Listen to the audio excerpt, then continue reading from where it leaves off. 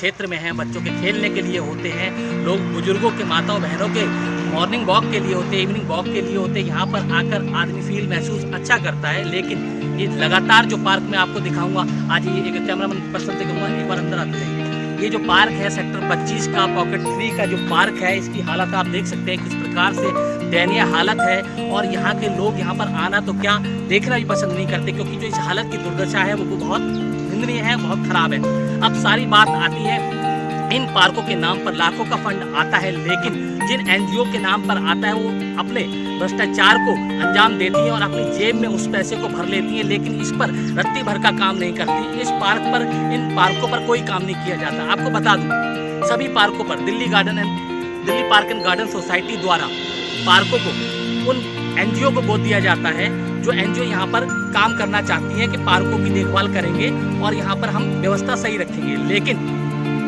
Delhi park and garden society द्वारा जो Narela zone से उपनिदेशक, उद्यान विभाग के उपनिदेशक बी सतीश द्वारा एनजीओ को ये पार्क दिए जाते हैं कि आप इस पार्क की देखभाल करिए। बी सतीश द्वारा जो पार्क एनजीओ को दिए गए उसमें साफ तौर पर भ्रष्टाचार देखा जा सकता है। लाखों का फंड, ये 2 एकड़ का पार्क है और तकरीबन 5 से 6 लाख रुपए साल का इस पार्क को मिलता है।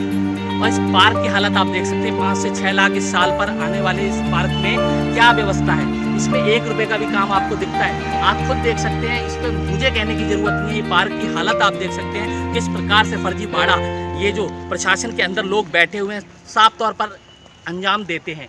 अब एनजीओ देखभाल के नाम पर पार्क लेती है, लेकिन सरासर भ्रष्टाचार करती है, घोटाला करती है और पूरे सरकारी पैसे को अपनी जेब में हजम कर जाती है। इस बीच जो 2-3 कड़ियाँ होती हैं वो इसका फ़ायदा उठाते हैं।